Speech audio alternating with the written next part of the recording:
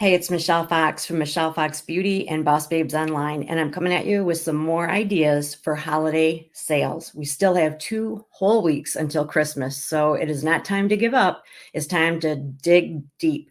We are going to still continue selling right up until Christmas Day, and I'm going to tell you exactly what to do, so stay tuned.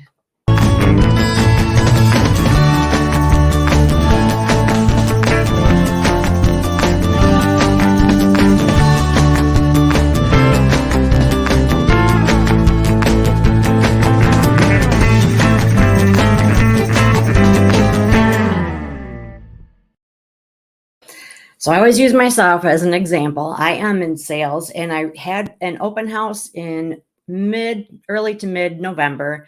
It was fairly successful, but I continued to sell the products that didn't sell at the open house. I've made an album on my private group on Facebook of different gift ideas, things that I had packaged that look particularly nice, that are ready for gift giving. And I have gone live and I've shown the things that are left.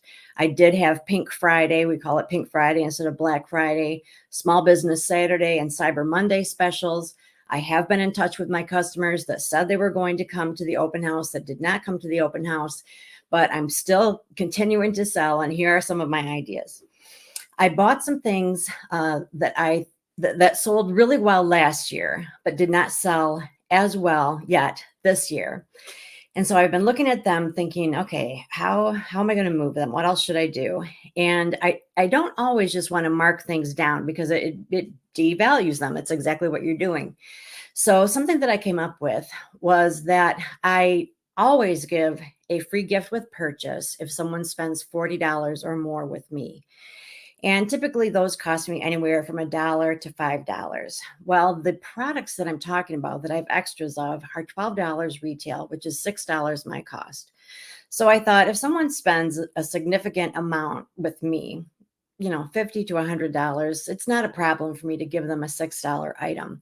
So here's my strategy. I am giving the products that I have excess of as a free gift with purchase when someone shops with me. And when I give it to them, I say, this is a free gift for your purchase. I appreciate your support over the holidays. You can keep it for yourself, or it makes a great stocking stuffer, which it does. So the idea is that when they see it, then they have to kind of make a decision like, am I going to keep this for myself or am I going to use it for a stocking stuffer? If they use it for a stocking stuffer and they've got 2 or 3 kids or whatever that it could go for, then they might need to call me back and say, I decided to use that for a stocking stuffer and I'll need a couple more. Or if they think I'm going to use it for a teacher gift, but I've got 3 kids, not one, so I'm going to have to call her back and get a couple more.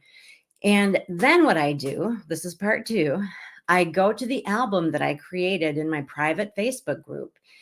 And even though I gave it away, on anything that I sell or give away or anything that's no longer available, I go back into the album and I write sold on it. Sold, gone, no longer available, something like that. And whenever you post or comment on a picture or change a picture, that goes into the feed, the scroll of that group. So the people that are regulars on my group, they are going to see that I marked sold. And so when I have given away several of those and I'm putting sold, sold, sold, sold, plus I am selling some of those things. So again, sold, sold, sold. And then they start to feel like, oh my gosh, wait a minute, I better jump on this because all the stuff is selling out. Because that it is very likely, even probable, that they have thought that they want to shop with you. They want to support you. Why wouldn't they? You've got great ideas. They're at a great price. They love you. They want to support a small business. But people are busy and we tend to do things last minute. And so they're thinking that the things that you have available, they can get it at any time. But when you start marking sold, all of a sudden they think, I need to jump on this or it will be gone. And so sure enough, when I start putting sold on things, I will get a text. I will get an email. I'll get a Facebook message saying, hey, I saw that this is sold out. Do you have any more of this? Or even though this one is sold out, could you make more if I've made like a gift basket or something? So that is a strategy as well. Also, this time of year, people are looking for donations for fundraisers. And so instead of just donating just anything, I'm looking at what did I already have packaged at my open house that I might as well give to this event, because if it doesn't sell, bottom line, I've wasted that packaging, right? Unless I want to leave it packaged until next year. So I'm going to give it to this event, and then again, I'm going to go back in my album and mark sold, gone, no longer available, last one, something like that. So all of these things are getting these products in front of people's eyeballs again, because like I said, anytime that you make any adjustment on Facebook, that there are notifications that are coming in front of people. It's also, they're just seeing it again, and it's reminding them that, oh yeah, I was going to get that. I need to do that. I need to do this right now. And so you'll be surprised that just that additional layer, and hopefully you've heard me talk about layering before, that you've talked about it, you've gone live, you've sent them a catalog, you have invited them to your open house, maybe they went to your open house, you had albums and different things happening over Pink Weekend and Small Business Saturday. And so they're seeing these products, seeing these products, seeing these products. People rarely buy the very first time they hear about it. It's extremely rare. Okay. So they need to see it and hear it and understand it and see your enthusiasm. They need to know that other people are buying it. And that's when they get excited and make a move. Another thing that I'm going to do is I will create either a sign, like I'll create something in Canva, or possibly an album, but I'll probably make a sign, something visual, pretty. And I'll have last minute $10 stocking stuffers. And the way that I'll choose what goes on that list, I'll just look at my inventory and ask myself, what do I want to get rid of? What am I willing to move for $10?